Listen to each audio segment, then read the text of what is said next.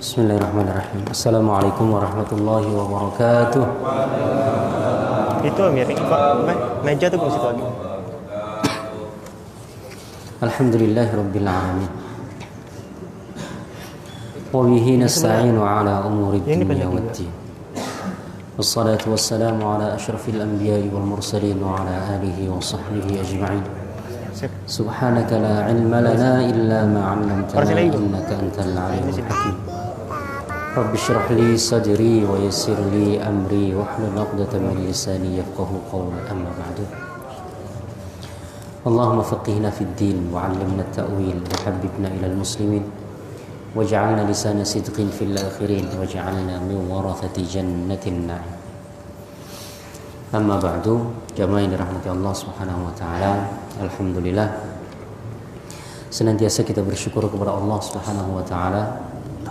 Malam hari ini Allah masih melimpahkan nikmat-Nya kepada kita sehingga kita dapat sama-sama hadir di majelis yang mulia ini untuk kita melanjutkan kajian kita. Setiap hari Selasa kita mengkaji materi tafsir melalui kitab Tafsir Al-Quran Al-Azim, atau kita sebut juga dengan Tafsir Ibnu Katsir. Karena tafsir ini ditulis oleh seorang ulama namanya Ismail Abul Fida Ibnu Katsir. Kita terakhir selesai dari surat Al-Qari'ah, ya. Insyaallah malam hari ini kita mundur lagi ke belakang. Kita akan masuk surat Al-Adiyat. Halaman berapa surat Al-Adiyat? Ya, silakan dicari. Nanti kita akan baca seperti biasa. Kemudian ada hal-hal yang perlu dijelaskan akan saya jelaskan. Oke, kita mulai. Bismillahirrahmanirrahim. Assalamualaikum warahmatullahi wabarakatuh. Waalaikumsalam. Surah Al-Adiyat, yang artinya kuda perang yang berlari kencang, merupakan surat Makkiyah, surat yang ke-100 yang berjumlah 11 ayat. Oke. Surah Al-Adiyat sebagian ulama memberi nama surah Al-Adiyat. Sebagian lain memberi nama surah Wal-Adiyat. Karena di awal ayatnya Wal-Adiyat gitu ya. Demi. Wa itu bisa berarti dan, bisa berarti demi. Kalau dia berarti dan, maka artinya dia sebagai wawul ataf untuk menyambungkan satu kata dengan kata setelahnya. Itu dan. Saya dan kamu. Nah, gitu ya. Tapi waw juga bisa berarti qasam, sumpah. Seperti kita mengatakan wallahi. Bukan dan Allah, tapi demi Allah. Nah, jadi waw. Ada juga wawul isti'naf. Wawu yang ditempatkan di awal pembicaraan. Wawul isti'naf itu kalau secara bahasa Indonesia tidak memiliki arti. Ya. Tapi biasanya terjemahan diartikan dengan dan. Dan orang-orang yang beriman, maka mereka akan mendapatkan ini itu. Dan kalau secara bahasa Indonesia kata dan itu tidak boleh ditaruh di depan, kan gitu ya. Karena dan itu kan menyambungkan dua kata, saya dan Muhammad dan Ali, ya gitu kan. Dan Muhammad kan berarti kurang tepat. Tapi kalau dalam bahasa Arab memang ada wawul istinaf, wawu yang tempatnya di depan. Secara makna terjemahannya nggak ada artinya sebenarnya, secara makna. Tetapi secara bahasa orang Arab kalau nggak ada itu kayaknya kurang pas begitu. Nah di sini wawul qasam wal 'adiyat, demi kuda-kuda perang babha yang berlari kencang. Nah artinya al-'adiyat ini berarti kuda-kuda perang. Makkiyatun, sebagian besar ulama mengatakan dia surah Makkiyah, surah yang diturunkan sebelum hijrah. Selalu di awal surah dalam pembukaan kita sampaikan surat ini Makkiyah atau Madaniyah.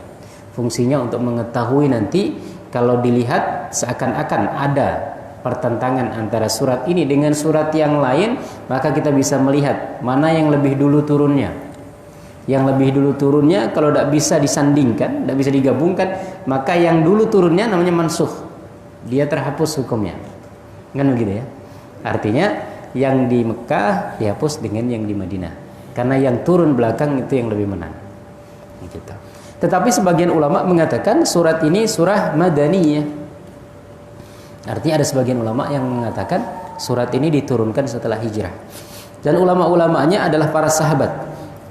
Yang mengatakan surah ini Makkiyah, pendapat Ibnu Mas'ud, sahabat Rasul SAW, di antara sahabat yang dikatakan di antara sahabat yang paling tahu tentang tafsir Al-Quran dan tentang sababun nuzul dan tempat turunnya Quran.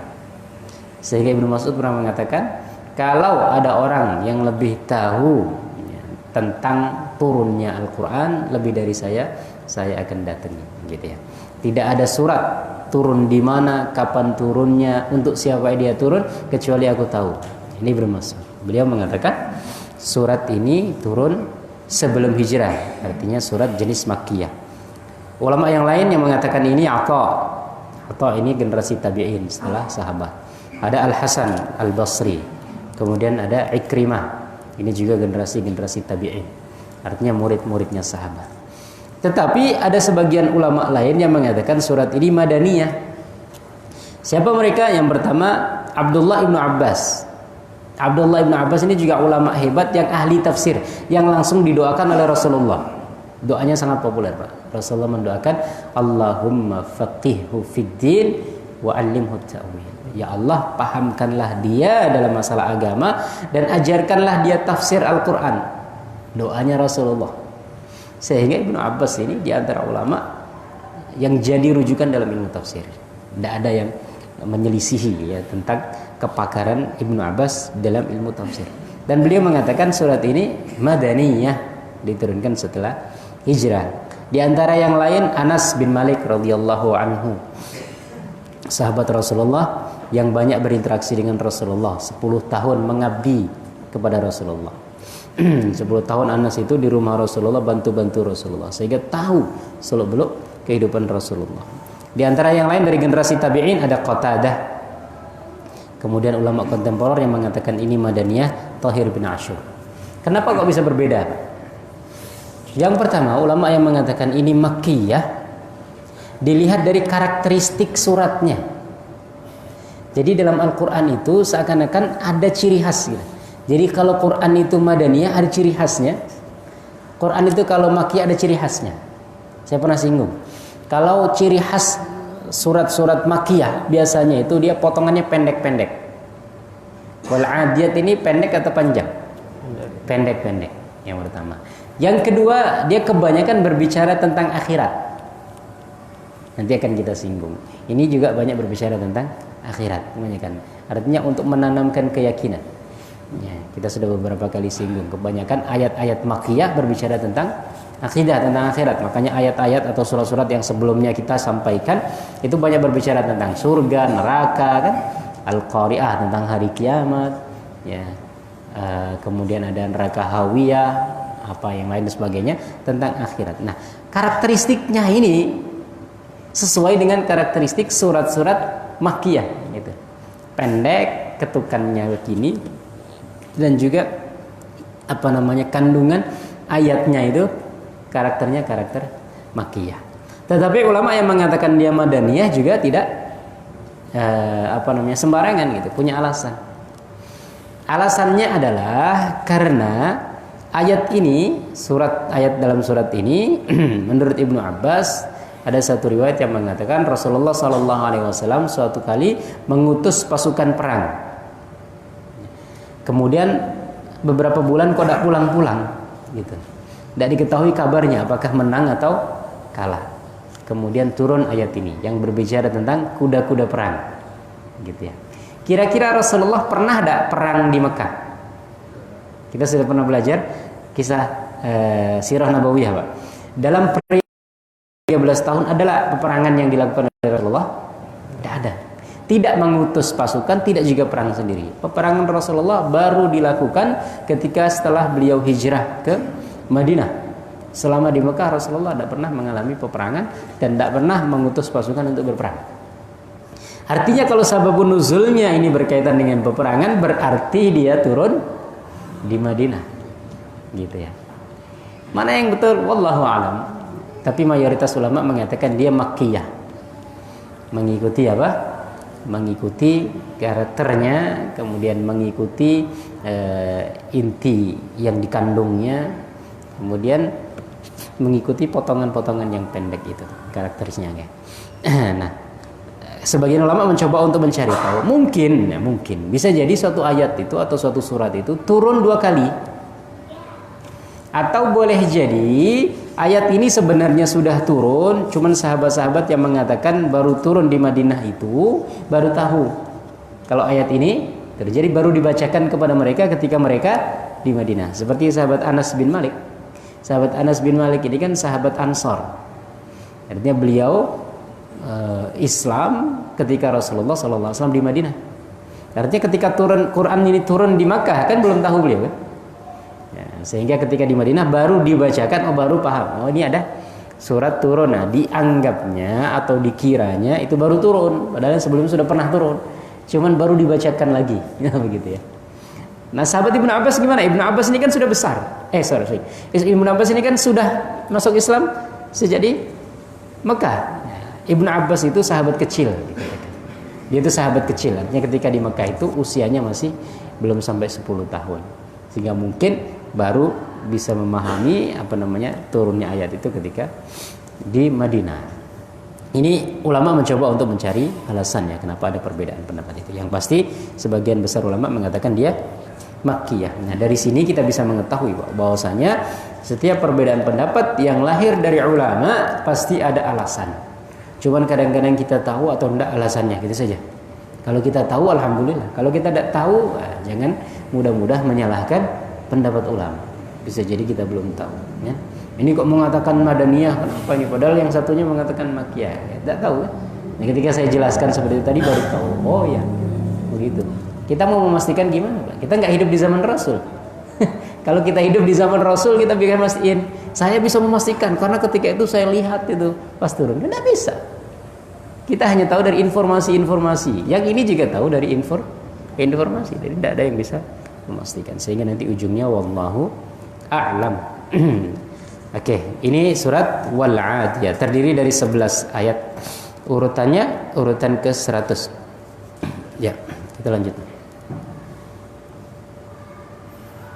A'udzu billahi minasy syaithanir rajim. Bismillahirrahmanirrahim. Wal 'adiyati dhabha falmuriyati qadha falmughirati subha fa'atharna bihi naq'a fawasatna bihi jam'a. Innal insana lirabbihi lakanud wa innahu ala dhalika lasyahid wa innahu lihubbil khairi lasyadid afala ya'lamu idza bu'thira ma fil qubur wa hussila ma fis sudur inna rabbahum bihim yawma'idin mem ketemu Pak. Inna rabbahum bihim yawma'idin lakhabir. Ya. Yang artinya demi kuda perang yang berlari kencang dengan terengah-engah dan kuda yang mencetuskan api dengan pukulan atau kuku kakinya dan kuda yang menyerang dengan tiba-tiba di waktu pagi, maka ia menerbangkan debu dan menyerbu ke tengah-tengah kumpulan musuh. Sesungguhnya manusia itu sangat ingkar, tidak berterima kasih kepada Rabb-nya, dan sesungguhnya manusia itu menyaksikan sendiri keingkarannya, dan sesungguhnya dia sangat bakhil karena cintanya kepada harta. Maka apakah dia tidak mengetahui apabila dibangkitkan apa yang ada di dalam kubur dan dilahirkan apa yang ada di dalam dada? Sesungguhnya Rabb mereka pada hari itu Maha mengetahui keadaan mereka. Ya. Ini terjemahannya. Baca tafsirannya. Allah Ta'ala bersumpah dengan kuda yang jika diperjalankan di jalannya maka ia akan berlari dan meringkik. Meringkik adalah suara yang terdengar dari kuda saat berlari. Ya, Falmuriyati qadha, dan kuda yang mencetuskan api dengan pukulan atau kuku kakinya, yakni hentakan sepatu kuda ke bebatuan sehingga mengeluarkan percikan api. Falmughirati subha, dan kuda yang menyerang dengan tiba-tiba di waktu pagi, yakni penyerbuan pada waktu pagi, sebagaimana Rasulullah SAW pernah melakukan penyerangan pada pagi hari. Jika beliau mendengar azan, beliau tidak melakukan penyerangan, dan jika tidak mendengar, maka beliau akan melakukan penyerangan. Firman Allah Ta'ala, fa'atharna bihi naqa'a, maka ia menerbangkan debu, yaitu debu di tempat berpacunya kuda. Fawasatna bihi jam'a, dan menyerbu ke tengah-tengah kumpulan musuh. Maksudnya kuda-kuda itu berkumpul mengambil posisi di tengah-tengah medan. Ya, ini tentang qasam, tentang sumpah. Sudah beberapa kali kita singgung tentang sumpah. Ketika Allah bersumpah dengan sesuatu, maka ini menunjukkan pentingnya hal itu. Untuk apa Allah bersumpah demi kuda? Ya. Untuk apa Allah bersumpah demi kuda kira-kira? Ketika itu kuda adalah alat perang atau ya tunggangan untuk perang yang paling ampuh gitulah, yang paling canggih gitu. Dan ini Allah bersumpah supaya memalingkan kita untuk memperhatikan kuda itu. Artinya ketika kita ya, ingin menghadapi musuh, maka kita harus perhatikan peralatan perang kita, terutama kuda. Dan makna seperti ini bisa kita tarik untuk masalah kontemporer sekarang atau keadaan kita sekarang yang sudah kekinian istilahnya. Maka bisa kita kiaskan dengan peralatan-peralatan yang lain. Wal 'adiyati dhabha, demi kuda-kuda yang lari kencang. Kira-kira peralatan perang sekarang yang larinya kencang. Pesawat. Ini kan? Fal muriyati qadha, yang memercikkan api dengan kakinya. Ya, karena dia lari kencang sehingga kakinya itu kena batu yang keras atau kena tanah yang keras, itu dia memercikkan api. Sama. Jadi kalau seumpamanya Allah dahulu memalingkan kaum muslimin untuk mempersiapkan kekuatan perang berupa kuda, maka sekarang bisa kita ambil pelajaran untuk kita memperhatikan peralatan itu tadi. Pesawat gitu. Dan Rasulullah SAW sudah diperintahkan oleh Allah Subhanahu wa taala untuk mempersiapkan itu. Wa'iddu lahum mastata'tum min quwwah, dan persiapkanlah bagi mereka wahai Muhammad dari kekuatan, artinya bagi mereka, bagi siapa? Bagi musuh-musuhmu itu. Persiapkan untuk menghadapi musuh-musuhmu itu peralatan perang. Min quwwah, kekuatan. Wa min ribatil khail, dan dari ribatil khail ya, tali kekang kuda atau pasukan berkuda. Ya. Turhibuna bihi aduwallahi wa aduwakum, untuk kamu menakuti musuh-musuh Allah dan musuh-musuh kalian. Ya, ini Rasulullah disuruh mempersiapkan. Maka sering saya singgung ketika Rasulullah dulu disuruh mempersiapkan peralatan perang berupa panah dan kuda, maka sekarang kita ambil yang kira-kira fungsinya bisa menggantikan fungsi kuda ketika itu dan fungsi panah ketika itu. Jadi kita tidak terpaku kepada bendanya, tapi terpaku kita harus mencari fungsinya. Ini yang disebut dengan maqasidus syariah. Maksud dari pensyariatan sesuatu itu kadang-kadang bukan bendanya, tapi fungsinya gitu ya. Kalau sekarang kita masih mempersiapkan panah, maka sampai kapan kita akan menang? Bisa. Kalau sampai sekarang kita mempersiapkan kuda saja untuk berperangnya, saya selalu singgung. Kalau untuk olahraga betul, manah, berkuda, renang untuk olahraga. Sampai sekarang masih berfungsi kalau untuk olahraga. Karena kuda itu bisa membakar kalori. Kalau untuk panah, dia bisa membantu untuk fokus ya, supaya pikiran terfokus dan lain sebagainya. Tetapi kalau untuk peralatan perang modern ini kan tidak bisa kita ambil secara mentah-mentah begitu. Sehingga kita ambil fungsinya. Yang fungsinya seperti kuda apa? Dia bisa lari kencang, bisa menerjang pasukan langsung ke tengah-tengah, dan dia juga bisa fa'atharna bihi naqa'a. Bisa apa namanya tadi? Debu. Apa diartikan di situ? Menerbangkan debu. Ya, kalau kita lihat ya sekarang itu memang pesawat, Pak. Untuk kuda-kuda ini memang pesawat. Ya kan? Yang bisa lari kencang, yang bisa menerbangkan melemparkan rudal-rudal, kemudian bisa juga ke tengah-tengah orang dan lain sebagainya. Dan sekarang pesawat bukan lagi pesawat biasa ya. Sekarang sudah banyak pesawat tanpa awak. Drone-drone yang kemarin membunuh jenderal Iran itu siapa? Qasim Sulaimani. Itu kan pesawat tanpa awak. Artinya ya sudah tidak pakai manusia, nggak mengorbankan orang lagi. Jadi sudah semakin canggih Amerika, ya, kemudian Rusia, kemudian mungkin Israel, sedemikian rupa. Kita gimana? Gitu.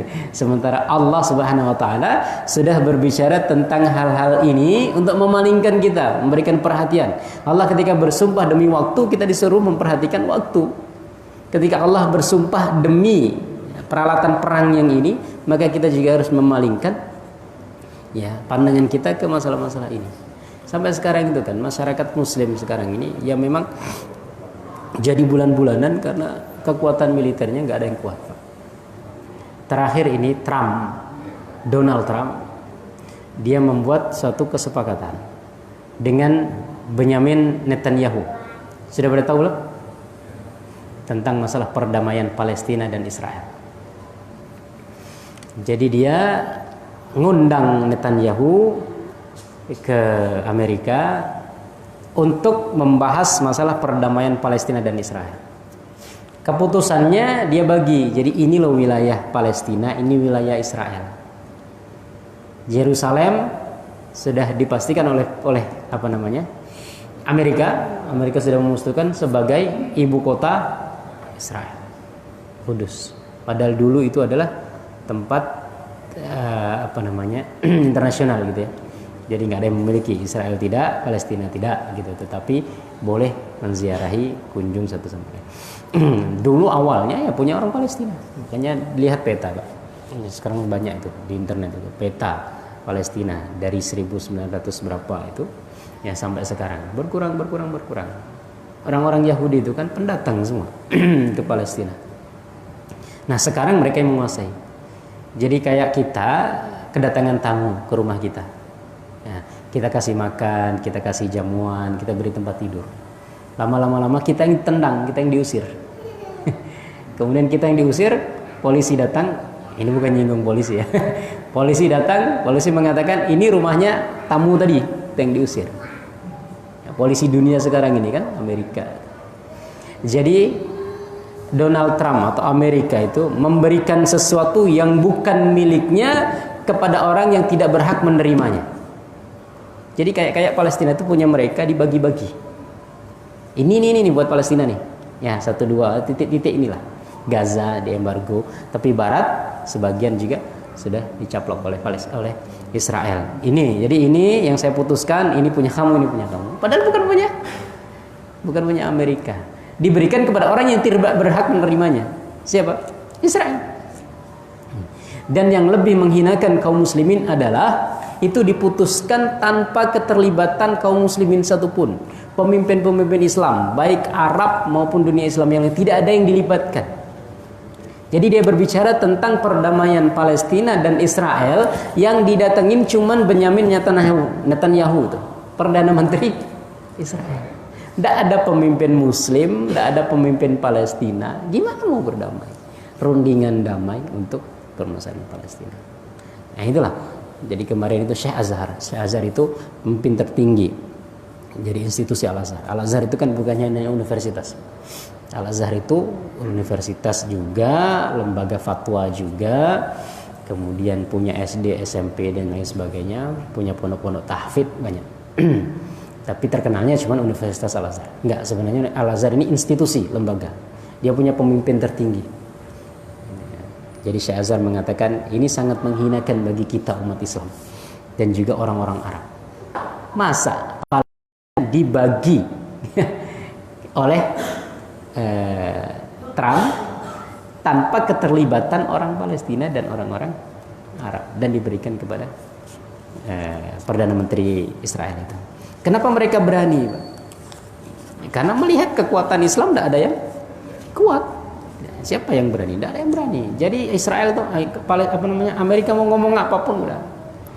Negara-negara Arab iya aja. Ya. Bahkan sebagian negara-negara Teluk mengatakan kami berterima kasih kepada Trump telah memberikan resolusi damai antara ya Allah gitu. Karena mereka terancam cuma. Ada sebagian negara mungkin berani bersuara. Yordania berani bersuara. Ini gimana keputusan tentang Palestina tidak melibatkan Palestina dan negara-negara Arab. Turki, Erdogan mengatakan Yerusalem adalah lampu merah. Artinya kalau macam-macam maka, tapi ya cuman lisan-lisan aja. Ini ya, ini kita berbicara sedikit lebih luas tentang apa yang terjadi sekarang ini. Jadi Rasulullah SAW, Al-Quran juga sudah mewanti-wanti kita, ya, sudah memberikan kita anjuran untuk kita memperhatikan peralatan-peralatan perang seperti itu. Bukan kita untuk memerangi orang, enggak. Untuk mempersiapkan diri kalau diperangi, yang pertama. Yang kedua, untuk nakutin orang yang mau merangi. Bukan sering saya sampaikan. Orang ini untuk nyerang Amerika itu takut-takut, Pak. Walaupun itu ya. Karena apa? Kekuatan mereka lebih besar. Kalau kita berhadapan dengan orang yang besar, tinggi, gitu kan. Kan kita, walaupun belum tentu dia itu beneran mau berkelahi dengan kita. Tapi kan kita udah takut dulu. Itu yang dikatakan oleh Al-Quran. Wa a'iddu lahum mastata'tum min quwwah. Jadi persiapkan bagi mereka musuh-musuhmu itu dari kekuatan. Wa min ribatil khayli, dan pasukan kuda. Turhibuna bihi aduwallahi wa aduwakum wa akharina min dunihim la ta'lamunahumullahu ya'lamuhum, dan juga musuh-musuh lain, ya kan? Nah, ini kenapa Allah menyinggung tentang perkara-perkara seperti ini. Jadi untuk kita perhatikan, seperti halnya kita memperhatikan tentang waktu yang itu penting, kita juga diminta memperhatikan tentang seperti ini, ya. Jadi bukan kudanya, tetapi fungsinya, ya. Ketika itu kuda memang menjadi peralatan perang yang cukup canggih, ya, yang ampuh gitu.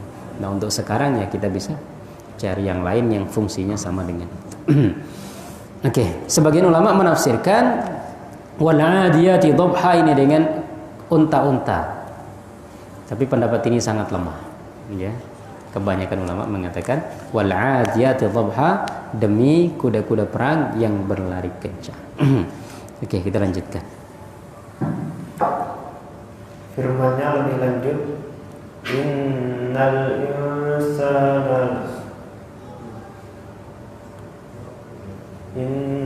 insana li rabbih lakanud. Sesungguhnya manusia itu sangat ingkar, tidak berterima kasih kepada Rabb-Nya. Ya, innal insana li rabbih lakanud. Selain Allah ketika berbicara tentang sumpah ingin menunjukkan pentingnya apa yang dijadikan sumpah, ya, apa yang dijadikan sumpah. Allah juga ketika bersumpah ingin menunjukkan pentingnya perkara yang disumpahi itu. Perkara yang disumpahi apa bahasanya? Yang enak. Demi Allah saya makan. Nah, gitu kan? Jadi demi Allah saya menunjukkan bahwa saya mengagungkan Allah. Saya makan untuk menunjukkan pentingnya bahwasanya saya makan ini perkara yang disumpahi, atau disumpahi, ya. Apa bahasanya? Artinya untuk menunjukkan bahwasanya manusia ini, ya, sifatnya yang akan disampaikan ini penting untuk diketahui oleh manusia yang lain.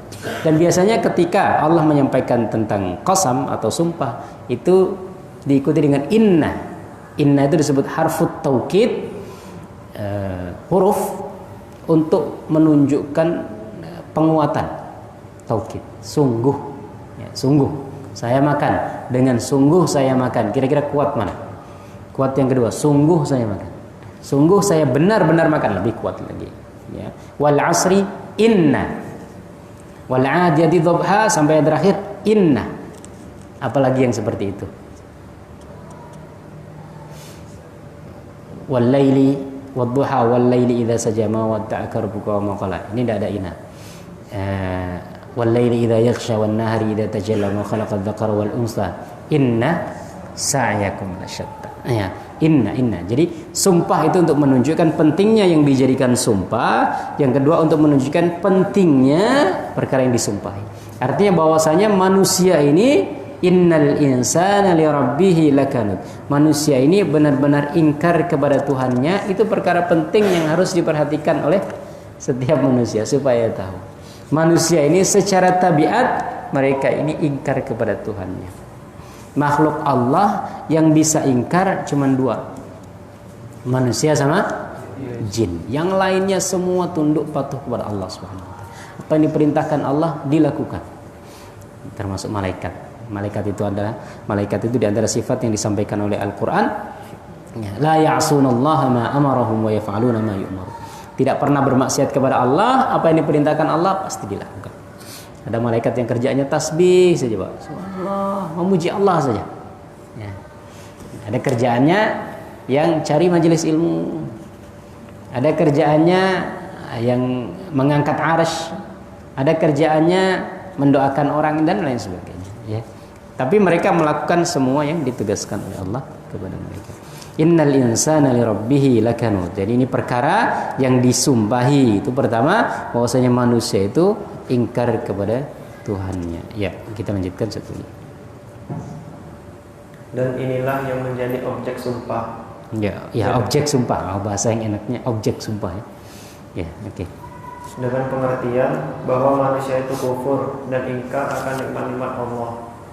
Dan firman Allah Ta'ala, wa innahu ala dzalika lasyahid. Dan sesungguhnya manusia itu menyaksikan sendiri keingkarannya. Ya, menyaksikan sendiri keingkarannya artinya sadar dengan keingkarannya. Nah, artinya kita ini ketika bermaksiat kadang-kadang kan kita tahu, kita sadar kok. Oh, ini sebenarnya sudah waktunya sholat, tapi kerjaan belum selesai, tinggalin dululah nanti. Oh, ini sebenarnya sudah waktunya sholat, tapi dekat lagi nih, udah mau nyampe rumah, nantilah sholatnya. Kan begitu ya. Ini waktunya sholat. Lagi di kebun ini, bentar lagi mau selesai manen apa? Manen sawit, atau lagi memanen sahang. Bentar lagi nih tinggal satu pohon, gitu kan. Nah, itu tahu, kita sadar kadang-kadang. Itu yang dimaksud wa innahu ala dzalika lasyadid. Dan dia manusia itu bersaksi atau mengetahui atau sadar terhadap keingkarannya itu. Tapi ada penafsiran yang lain, wa innahu ala dzalika lasyahid, dan sesungguhnya dia syahid itu menyaksikan, mengetahui atas hal itu. Dia, sebagian mufassir mengartikan kembali kepada Allah. Dia, kalau bahasa Indonesia itu kan gampang untuk mengetahui dia kembali kepada Allah atau kembali kepada selain Allah, biasanya ditulis dengan D besar. Betul ya? Tapi kalau bahasa Arab tidak ada, Pak. Mau dia kembali kepada Allah, nya itu kembali kepada Allah atau kembali kepada selain Allah, nggak ada ditulis besar atau ditulis kecil, tetap haknya begitu. Sehingga sebagian mufassir mengatakan wa innahu ala dzalika lasyahid, Allah menyaksikan keingkaran kalian. Walaupun kalian lakukan dalam keadaan tersembunyi, tidak ada orang yang tahu, dimanapun Allah mengetahui, gitu maksudnya ya. Jadi ketiga hu-nya kembali kepada Allah. Jadi bisa dua-dua, hu-nya wa innahu ala dzalika lasyahid, dan sesungguhnya dia manusia ya sadar atau menyaksikan atau mengetahui keingkarannya itu. Artinya ketika dia berbuat maksiat dia sadar. Yang kedua, bisa hu ini kembali kepada Allah. Artinya Allah Subhanahu wa taala mengetahui, menyaksikan keingkaranmu, walaupun kamu tutup-tutupi, walaupun kamu lakukan di tempat yang paling tersembunyi di dunia ini. Ini juga diantara karakteristik bahasa Arab. Kenapa bahasa Arab itu kadang-kadang multi tafsir. Multi tafsir itu bisa ditafsirkan dengan beragam. Saya mungkin pernah kasih contoh yang lain. Ketika Ali bin Abi Thalib dengan Utsman bin Affan, Utsman bin Affan dia akan meninggal terbunuh oleh pasukan pemberontak. Ketika itu Ali bin Abi Thalib ada di Madinah ketika Utsman bin Affan meninggal. Ada sahabat yang lain namanya Muawiyah bin Abi Sufyan tidak berada di Madinah. Beliau memang ketika itu diutus untuk berperang ke Syam dan kemudian sudah punya pasukan dan menetap di sana karena dapat menaklukkan Syam. Sehingga ketika meninggalnya Utsman itu ya, di antara orang yang dicurigai adalah Ali bin Abi Thalib. Iya kan? Karena Ali ada di situ. Ali jangan-jangan kamu membiarkan tuh Utsman terbunuh. Kamu di situ kenapa tidak bela? Padahal Utsman itu memang tidak mau dibela. Jadi Utsman itu dikepung oleh pemberontak di rumahnya. Beliau mengatakan, sudahlah biar. Saya tidak mau ada pertumpahan darah antara kaum muslimin. Dan Utsman sudah tahu bahwasanya beliau itu akan meninggal dengan mati syahid. Suatu hari ketika di gunung, kalau tidak salah di gunung Uhud, pernah gunung Uhud itu bergetar. Ketika itu ada Rasulullah, ada Umar, dan ada Utsman. Ada 3 orang. Kemudian ketika bergetar, Rasulullah mengatakan, diam, wahai gunung. Sesungguhnya di atasmu ini ada Nabi dan 2 orang syahid. 2 orang syahid. Artinya matinya itu bukan mati biasa. Dan Umar bin Khattab mati syahid, dibunuh oleh seorang bernama Abu Lu'lu' al-Majusi. Kemudian Utsman bin Affan juga mati syahid, terbunuh oleh pemberontak. Artinya ketika Utsman bin Affan dikepung itu sudah tahu. Dan dalam sebagian riwayat bahkan mengatakan Utsman ketika itu mendapatkan bisikan mungkin dari Rasulullah. Utsman sudah tiba waktu. Rasulullah kan sudah meninggal duluan. Sudah tiba waktu. Artinya Utsman tidak mau untuk dibantu gitu ya. Jadi daripada kalian bertengkar sendiri pertumpahan darah antara kaum muslimin ya sudah. Biar apa yang mereka inginkan. Nah, tetapi sahabat-sahabat yang tidak ada di Madinah ini kemudian mencurigai sahabat-sahabat yang ada di Madinah. Kenapa ente biarkan? Itu memimpin kita, seharusnya dijaga. Tapi memang Utsman tidak mau dibela. Nah, di antaranya Ali yang dicurigai dalam tanda petik ya. Kemudian Ali mengatakan ketika ditanya, "Wahai Ali, apakah engkau membunuh Utsman?" Ali mengatakan, "Allahu qatiluhu wa ana ma'ahu." Allah yang mematikannya atau Allah yang membunuhnya, kalau dalam redaksi yang terjemahan letterlucknya, Allah yang membunuhnya dan aku bersamanya. Allah yang membunuhnya artinya yang mematikan adalah Allah dan aku bersamanya. Kira-kira Ali mengatakan aku bersamanya, nyanya kembali ke siapa? Kembali kepada Allah atau kembali kepada Utsman? Allah yang membunuhnya, membunuh Utsman, ya kan? Dan aku bersamanya. Aku Ali bersamanya. Bersamanya kembali ke Allah atau kembali ke Utsman? Aku bersama Allah membunuh Utsman. Berarti benar aku yang bunuh. Begitu ya? Atau aku bersama Utsman. Artinya ketika itu memang aku berada di Madinah bersama Utsman. Nah, tetapi yang membunuh artinya yang mematikan adalah Allah. Nah, begitu. Makanya bagi orang-orang yang tidak suka dengan Ali itu dijadikan sebagai alasan tuh Ali mengakui bahwasanya dia membunuh Utsman. Ketika dia mengatakan wa ana ma'ahu dan aku bersama Allah membunuh Utsman. Artinya ada keterlibatanku dalam kematian Utsman. Ini orang-orang yang tidak suka Ali yang menuduh Ali menganggap bahwasanya Ali mengatakan ketika wa ana ma'ahu dan aku bersamanya berarti kamu ikut membunuh Utsman. Tetapi yang lain mengatakan enggak, ma'ahu ini kembali kepada Utsman, artinya Allah yang mematikan Utsman dan aku bersama Utsman. Artinya ketika Utsman meninggal itu aku di Madinah bersama Utsman. Bisa dipahami Pak ya? Ya, ini uniknya bahasa Arab. Jadi kadang-kadang tidak ada yang salah.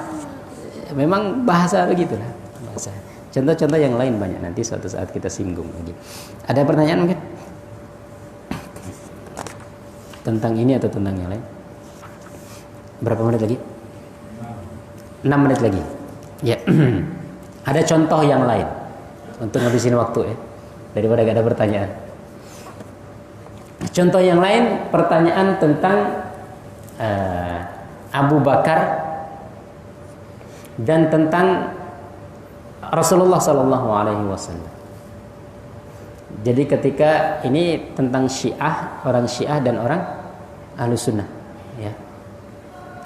Jadi orang Syiah itu kan tidak suka dengan Abu Bakar, nggak suka Pak. karena dianggapnya Abu Bakar itu mengambil alih kekuasaan yang seharusnya diberikan kepada Ali bin Abi Thalib. Ya kan? Nah, tapi orang Syiah mengagungkan Ali. Begitu. Ketika ditanya, ada seorang syekh ya kan, ditanya orang Syiah dan orang Sunnah gitu ya, ahli Sunnah maksudnya.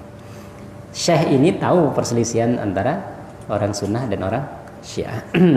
Ditanya, orang Syiah bertanya, wahai Syekh, menurut ente orang yang paling baik itu siapa setelah Rasulullah? Kalau dia bilang Abu Bakar, maka berarti dia bukan Syiah. Kalau dia mengatakan Ali, ya maka tidak sesuai, karena dalam keyakinan Ahlussunnah orang yang terbaik setelah Rasulullah adalah Abu Bakar. Akhirnya dia menjawab, orang terbaik setelah Rasulullah adalah yang anaknya berada di bawah kekuasaannya. Yang anaknya berada di bawah kekuasaannya. Anaknya siapa kira-kira? Anaknya ini kembali kepada siapa? Yang anaknya Rasulullah berada di bawah kekuasaannya. Berarti yang seumpamanya nih ya, siapa orang terbaik setelah Rasulullah? Yang anaknya di bawah kekuasaannya. Yang anaknya, kalau kembali kepada Rasulullah, yang anaknya Rasulullah berada di bawah kekuasaannya. Artinya yang anaknya Rasulullah dinikahi olehnya. Berarti siapa yang terbaik? Ali bin Abi Thalib. Jadi orang Syiah lega nih. Oh, berarti betul. Tapi orang Sunnah juga lega. Maksudnya yang anaknya, artinya yang anaknya si fulan yang kamu tanyakan itu yang berada di kekuasaannya Nabi SAW. Artinya siapa orang terbaik setelah Nabi? Yang anaknya dinikahi oleh Nabi. Siapa yang anaknya dinikahi oleh Nabi? Abu Bakar As-Siddiq. Bisa dipahami tidak? Ya, jadi nyanya ini kembali kemana terserah. Tapi syekhnya ini untuk supaya tidak, ya kan? Dia bisa berkelit dari orang Syiah, berkelit juga dari orang Ahlussunnah. Dia mengatakan siapa orang terbaik setelah Rasulullah? Yang anaknya berada di bawah kekuasaannya, artinya yang dinikahi olehnya. Kalau dimaksudkan adalah Rasulullah, maka dia Ali bin Abi Thalib, karena Ali menikahi anaknya Rasulullah, Fatimah. Tapi kalau dimaksud nyanya itu adalah Abu Bakar, karena Rasulullah, Aisyah anaknya Abu Bakar di bawah kekuasaan Rasul, dinikahi oleh Rasulullah SAW. Ini tentang bahasa Arab. Insyaallah nanti kita lanjutkan pada kesempatan yang lainnya. Aku qouli hadza wa astaghfirullahaladzim li wa lakum. Wassalamualaikum warahmatullahi wabarakatuh.